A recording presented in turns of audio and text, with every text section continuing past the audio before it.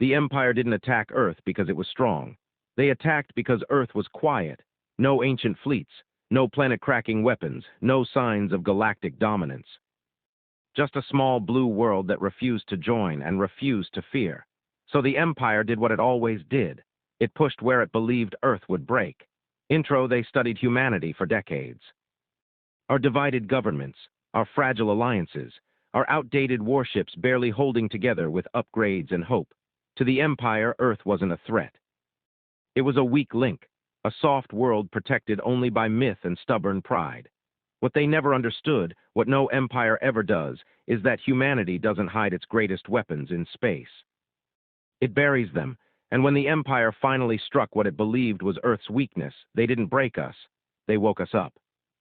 The Empire found Earth's weakness, or so they thought. The Empire discovered Earth the way it discovered most things, by accident, and then by entitlement. A Velkarian deep-range survey vessel passed through the outer reaches of Sol while charting new trade corridors. Its sensors flagged Earth as anomalous. High population density, industrial output beyond its apparent technological tier, and most suspicious of all, no imperial transponder codes, an unclaimed world. That alone was enough to draw attention. A world that didn't make sense. The Empire measured strength in the open. Dreadnought tonnage, hyperlane control, weapon yields that bent stars. Earth had none of that. No planetary shield grid visible from orbit, no system-wide defense array, no ancient relics broadcasting power signatures like a warning flare, just satellites, old ones. Stations patched and rebuilt more times than Imperial analysts could count. To the Velkarian Strategic Council, Earth looked unfinished. Primitive, one analyst declared. Disorganized, said another. Emotionally unstable species, concluded a third. The final assessment was unanimous. Classification, low-threat civilization status, acquisition viable. The weakness. The Empire prided itself on psychological conquest. Before the first shot, it always found a weakness. For Earth, that weakness seemed obvious. Division. Humanity argued constantly, borders shifted, nations postured and threatened one another while claiming peace. Even in space, Earth's fleet was split.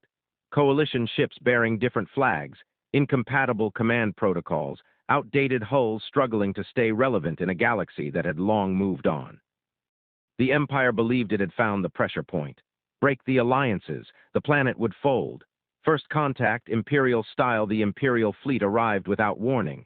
No greeting, no negotiations. 3 Velkarian war carriers translated into orbit above Earth's moon, their silhouettes eclipsing the stars. Cities went dark across the planet as gravity fluctuations rippled through space. Then came the message, broadcast on every frequency humanity had ever used. This system now falls under Imperial protection. Submit your governing authority for compliance review. Resistance will be educational. On the bridges of Earth's ships, captains exchanged grim looks. On the ground, governments argued, exactly as the Empire expected. What the Empire couldn't see deep beneath Earth's crust, far below any sensor sweep, systems stirred. Not because of panic, not because of fear, because certain thresholds had been crossed. Encrypted data flowed through forgotten cables older than most nations. Keys long thought ceremonial lit up with real meaning. In a sealed chamber no Empire knew existed, a single line of text appeared on an ancient interface. External dominance event confirmed the system waited. Humanity always did this part last. The miscalculation from orbit. Fleet Marshal Kaler watched Earth hesitate. No unified response. No immediate retaliation, just noise. He allowed himself a thin, satisfied smile. They're breaking already, he said. But far below, beneath oceans and continents, beneath myths and denials, something humanity had sworn never to use was listening. And the Empire, confident, patient, certain, had just proven it deserved to be remembered. The Empire waited. That was how it always began, by letting fear do the work. From orbit, Velkarian war carriers held position above the moon, their weapons powered but silent. Imperial doctrine dictated restraint at this stage. Give the target time to fracture. Let governments argue. Let populations panic. Earth obliged. Emergency summits collapsed into shouting matches. Military coalitions disagreed on authority. Some nations demanded immediate surrender. Others called for resistance, no matter the cost. Fleet Marshal Kaler watched the chaos unfold through intercepted transmissions. "Textbook," he said calmly. "They'll break themselves apart." The strike on the weak point to accelerate the process, Kaler ordered a demonstration, not an attack on cities, on infrastructure. Imperial lances sliced through orbit, targeting communication relays and power grids with surgical precision. Satellites shattered into glittering debris. Data backbones went dark. Entire regions of Earth fell into silence. The message was clear: we can hurt you whenever we choose. Humanity reeled. And yet, something didn't happen. No collapse, there was no surrender broadcast.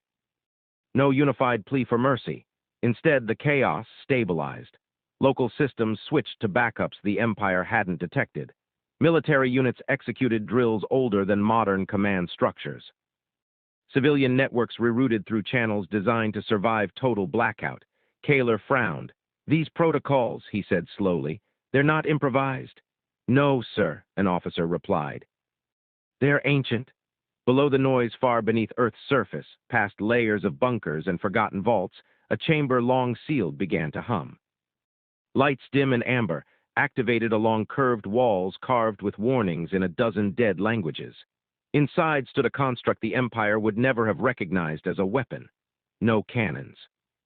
No armor plating, just presence. Data streams poured in, filtered, analyzed, categorized.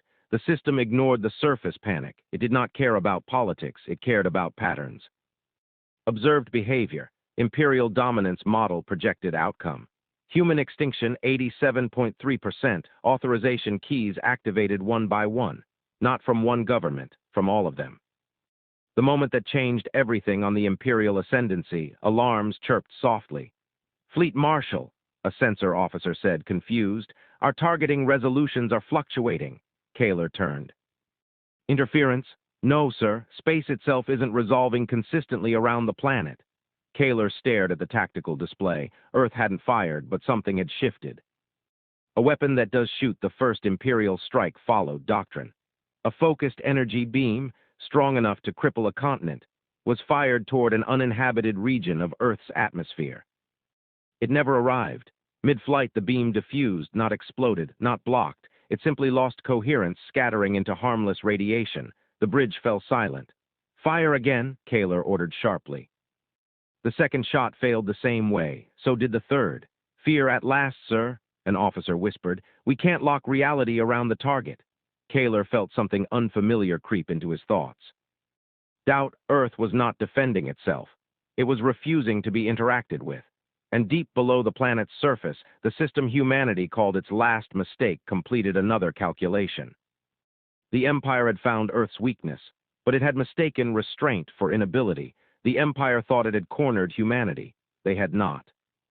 Above Earth, the Velkarian war carriers maintained orbit, weapons primed, crews tense. Every sensor on every ship tracked a planet that should have been trembling. Instead, nothing moved. Not surrendering, not fleeing, not even signaling fear, just quiet. The galactic shockwave, then the impossible happened. Reality itself began to shift around the fleet. Hyperspace corridors diverged unpredictably. Targeting algorithms produced contradictory results. Command chains collapsed as communications from one ship contradicted the next. The Empire's fleet, once a precise instrument of annihilation, became a collection of isolated vessels, incapable of coordinated action. They had weapons, they had engines, they had orders. Nothing mattered.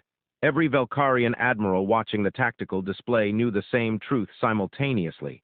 Their fleet no longer existed as a whole. It hadn't exploded. It hadn't been destroyed.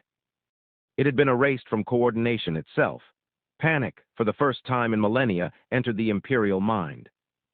The prototype hurt planets far beneath Earth. The prototype, the artifact of humanity's near extinction, remained calm. It did not fire, it did not obliterate, it simply corrected the imbalance. Every alien vessel was isolated, every strategy unlinked, every assumption undone. Its objective was clear: ensure humans survived. The Empire's fleet wasn't the target. Their ability to dominate was. Humanity strikes once the fleet's cohesion was gone. Earth's forces moved. Not from arrogance, not from recklessness, from necessity. Coalition fleets, Ancient designs refurbished, crews trained to exploit the smallest flaw pushed forward. Alien warships were systematically neutralized. Energy beams rendered ineffective, engines sabotaged by algorithms only humans could write. By the time the Empire realized what had happened, it was too late. The first invasion fleet was gone. The second, scattered and broken, followed within hours. The message then humanity spoke, not with threats, not with declarations. A single transmission, unencrypted, broadcast across every major galactic network. We did not build this to conquer. We did not build this to rule. We built it to survive. Do not force us again. Attached were fragments showing the prototype in its resting state. Massive, incomprehensible, sleeping beneath the Earth's crust. The galaxy understood instantly. Earth was no longer a target. It was a boundary. A warning carved into the laws of reality itself. Epilogue, a quiet world, the Empire fell silent. Other civilizations avoided Saul. Maps were redrawn. Legends whispered through trading lanes, do not wake what sleeps beneath Earth. And humanity returned to its quiet life, not as conquerors. Not as gods, as survivors. But survivors with a secret the galaxy would never forget. Because beneath oceans, mountains, and soil, the prototype slept. And anyone foolish enough to disturb it would learn the same lesson the Empire had. Humanity's weakness was never weakness at all.